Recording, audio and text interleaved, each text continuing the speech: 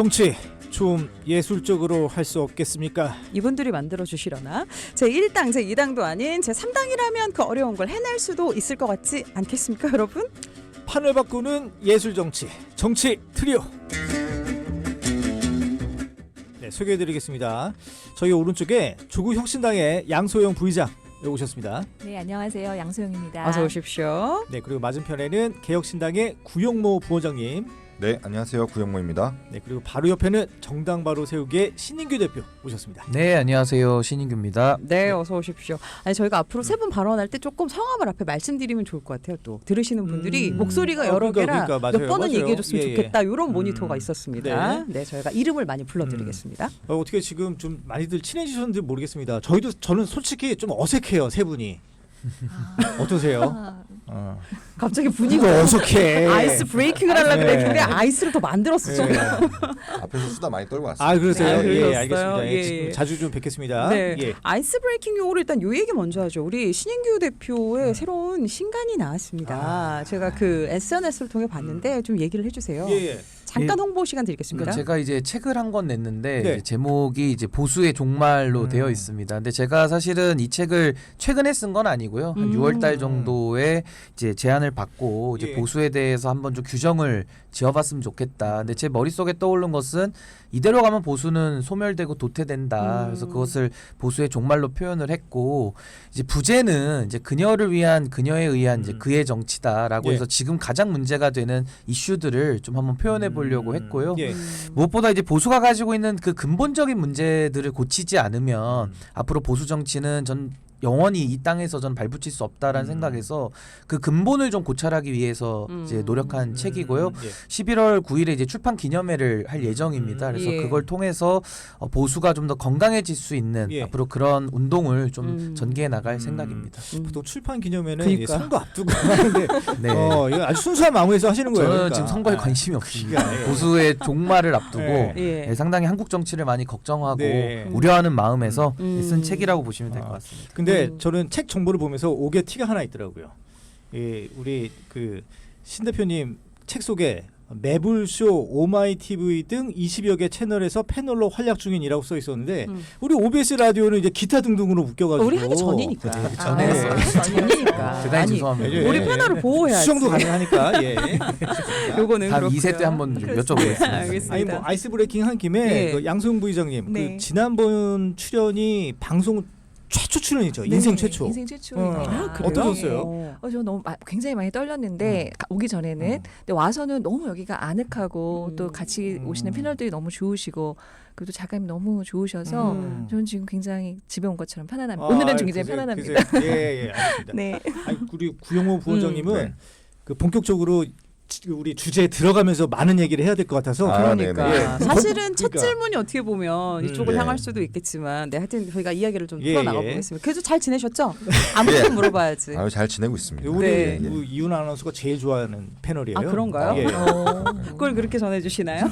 담당 PD가. 예. 알겠습니다. 그리고 좀 본격적인 얘기를 좀 해보면 여태 지금 대통령 지지율이 많이 떨어지고 있는데 그건 뭐니 해도 김건희 여사 문제 때문이겠죠. 근데 최근에 김건희 여사와 관련된 우리 국민의 억장을 무너뜨리는 보도가 좀 나왔습니다. 이게 바로 김건희 여사가 최근에 야당 대표에게 전화를 걸어서 아우 나 너무 억울해 내가 뭘 잘못했어 뭐 이런 얘기가 지금 공개가 된 거거든요. 그런데 어제 이제 개혁신당의 누구죠? 그 허은하 대표로 거의 뭐 확인이 됐죠, 그죠? 네네네. 본인이 뭐 네. 얘기를 했으니까요.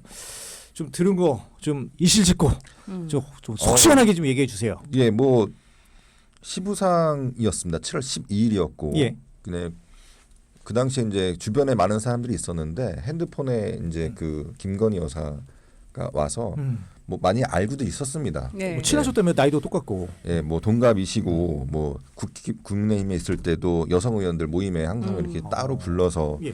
이렇게 좀 같이 소통을 하고 했었는데 뭐 거기서 나온 얘기는 뭐 아시다시피 뭐 한동훈 대표가 좀 언짢아 있다. 그 당시에 뭐 일십 논란. 그때죠. 예, 그러니까 7월이었다고 그래요. 예. 네. 일단 허은하 대표는 처음에 이 얘기가 나왔을 때 본인이 아닌 줄 알았답니다. 왜냐하면 이게 3개월 전에 일이 있었던 거고 최근에 이런 사태들을 봤을 때 이런 최근 이슈들을 가지고 전화를 한 걸로 알고 있었는데 3개월 전에 있었던 얘기라서 본인이 굉장히 좀 황당했다. 예. 그러니까 이 얘기가 왜 불거졌냐면 그 이제 보수 논객 모 보수 논객이 한 방송에서 예. 이 얘기를 얘기했는데 일주일 전 뭐 이런 식으로 기간을 정하다 보니까 그렇죠. 뭐 모르실 수도 있을 것 같아요. 허은하 대표 입장에서는.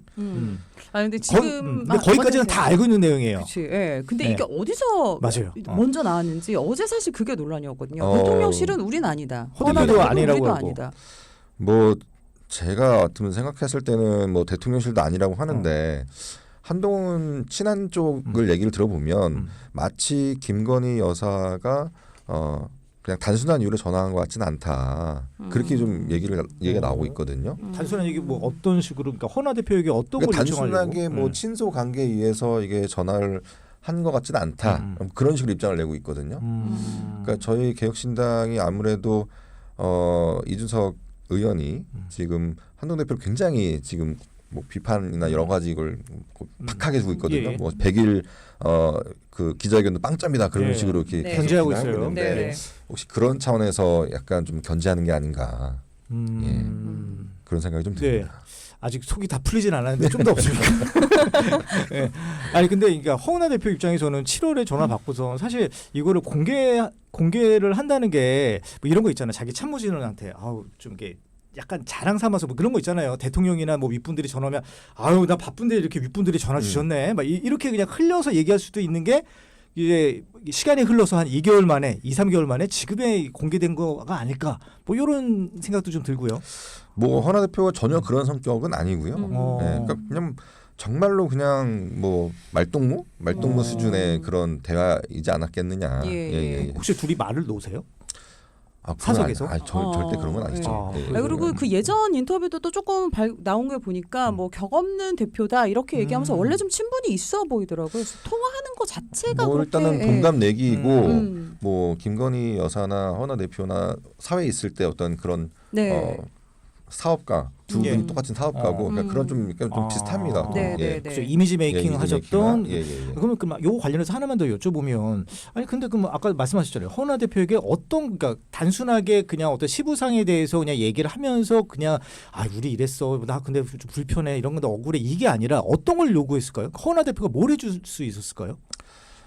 그러게요. 저는 이해가 안 가는 게 아시다시피 개혁신당이라는 게 이제 윤석열 대통령의 탄압에 의해서 윤석 의원이 이제 국힘에서 쫓겨났잖아요. 그래서 만들어진 당이고 제가 알기로는 그 대선 때도 김건희 여사가 이준석 대표를 굉장히 좀 불편해하는 상황을 알고 있습니다. 예. 거기에 따라 나간 이제 허나 대표인데 그런 상황에서 그냥 단순히 뭘 요구했을까? 저는 뭐 요구했을 거라기보다는 김건희 여사 좀 말하기 되게 좋아하잖아요.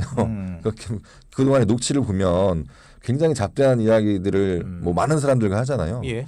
뭐 그 당시 굉장히 외롭지 않았을까. 예, 아무래도 그러다 보니 얘기하다 보면 예. 얘기가 길어지고 그냥 단순히 그냥 그렇게 해프닝인 것 같다 예. 이런 생각이 듭니다. 터놓을 곳이 필요했다. 뭐 이렇게 예. 볼 수도 있고요. 예. 그러면 저기 양소영 부의장님 네. 그러면 이렇게 여사가 야당 대표에게 이런 말을 하는 상황 억울하다. 뭐 나는 잘못한 게 왜 없는데 왜 이렇게 사람들이 공격해 이런 거 말하는 그런 상황 어떻게 보십니까?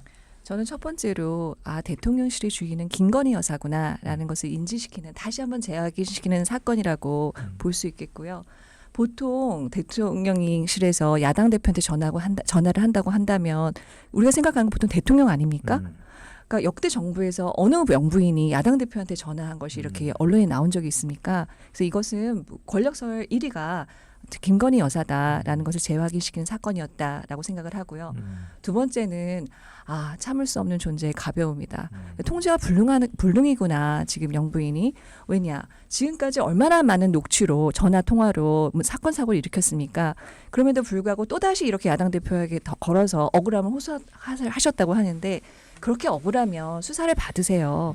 수사에 나와서 명명백백하게 본인의 결백함을 밝히시면 되는 것이지 여기저기 전화를 해서 지금 이렇게 분란을 일으킨다라는 건 사람은 정말 바뀌지 않는구나. 아무리 힘든 일을 겪어도 예. 그런 생각했고 세 번째는 대통령실의 보안 시스템이 정말 엉망진창이다. 지금 허은하 대표나 개혁신당에서는 이쪽에서 얘기한 게 없다고 얘기를 한다고 한다면 그럼 전화를 한 사람 쪽에서 얘기가 나왔다는 얘기인데 영빈이 누구랑 통화했는지가 이렇게 온 전국의 국민들이 알아야 된다고 한다면 얼마나 대통령실 보안이 허술한 겁니까? 진짜 엉망진창이다.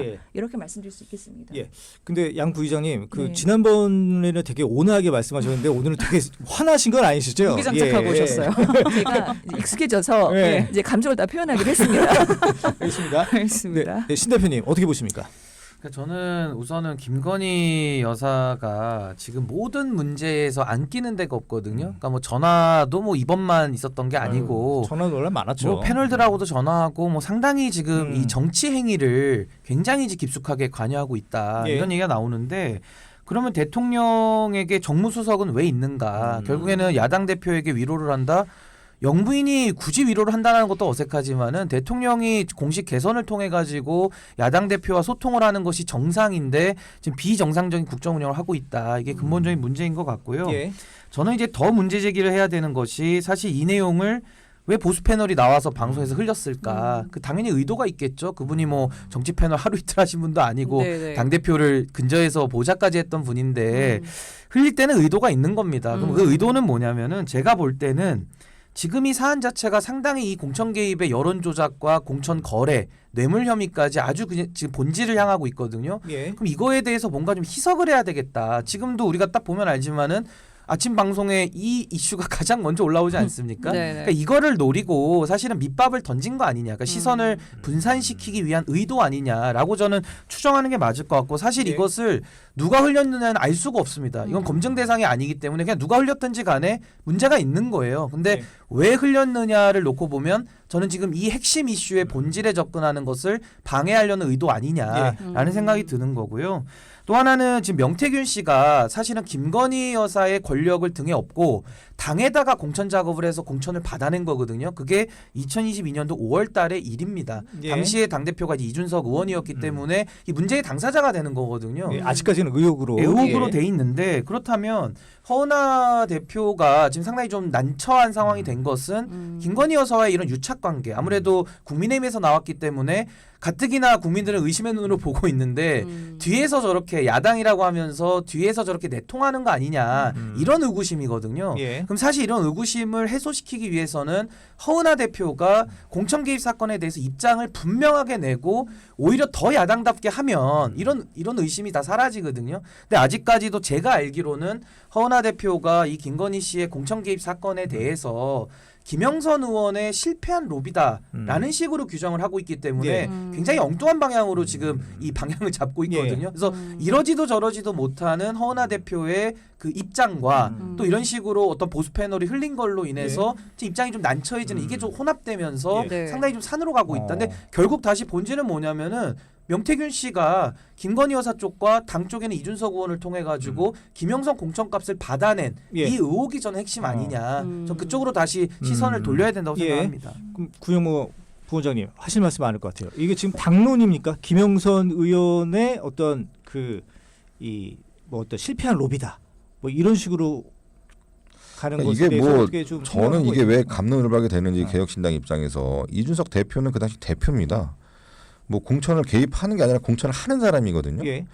근데 이게 그 상황에서 김영선 후보가 그 당시에 이제 공천 과정이 모르겠습니다. 그 당시 제가 말씀드리지만 그분이 그 당시에 창원에서 공천을 받을 만한 자격이 저는 뭐 그 당시에는 별 문제 없었다고 생각이 들었거든요. 네. 예. 그러니까 이준석 대표도 그냥 정상적인 공천이다 생각이 드는데 그 뒷단의 명태균과 김영선의 어떤 거래, 김건희의 거래 이게 이준석 의원이 핵심이라고 말씀을 하시는데 그러면은 이준석 의원이 김건희 여사랑 같이 공모를 해서 김영선을 줬다는 겁니까?